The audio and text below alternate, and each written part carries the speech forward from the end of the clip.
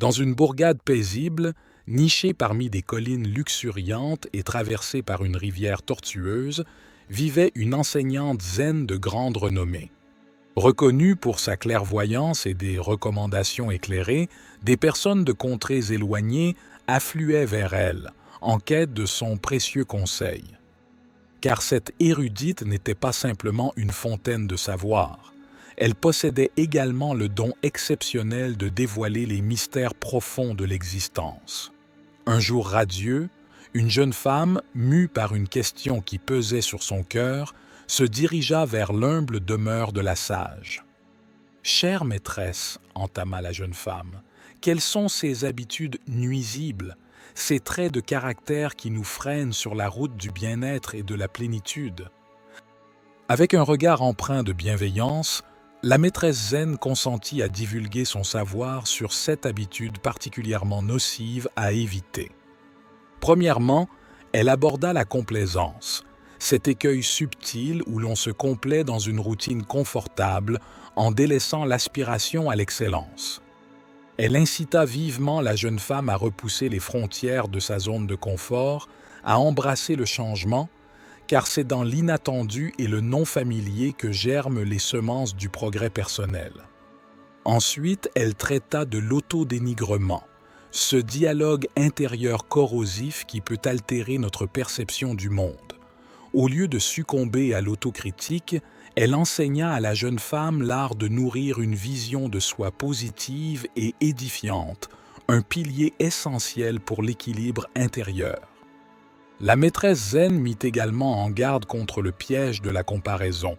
Chaque parcours est singulier, souligna-t-elle, et se mesurer continuellement aux autres n'engendre que frustration. Elle l'encouragea à focaliser son attention sur sa propre trajectoire, chaque petit progrès constituant une victoire en soi. Elle évoqua aussi le fléau de la médisance, soulignant comment cette habitude peut empoisonner l'esprit et perturber l'harmonie communautaire. Elle préconisa la bienveillance, l'empathie et la compréhension comme fondation d'une coexistence pacifique. Concernant la procrastination, la maîtresse dépeignit celle-ci comme un larcin insidieux du temps, un obstacle à la réalisation de soi. Elle exhorte la jeune femme à embrasser l'urgence du présent, ce moteur puissant vers l'accomplissement personnel. Quant à l'impatience, elle la décrivit comme une source de frustration inutile. La patience, apprit-elle, est la clé de la sérénité et de l'épanouissement, permettant de vivre en harmonie avec le rythme naturel de l'existence. Enfin, la maîtresse zen conseilla contre l'habitude de s'attarder sur le passé ou de s'angoisser pour l'avenir, promouvant la valeur de chérir chaque moment présent comme une pépite de bonheur authentique.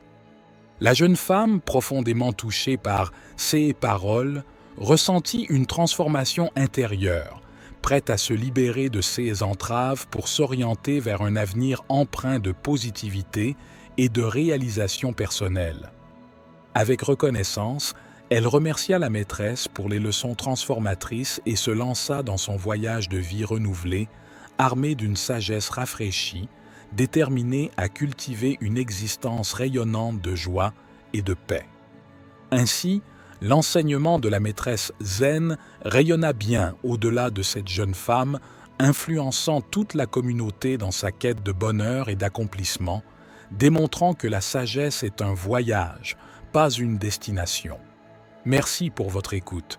N'oubliez pas de vous abonner à Graines de Sagesse si vous avez apprécié notre vidéo.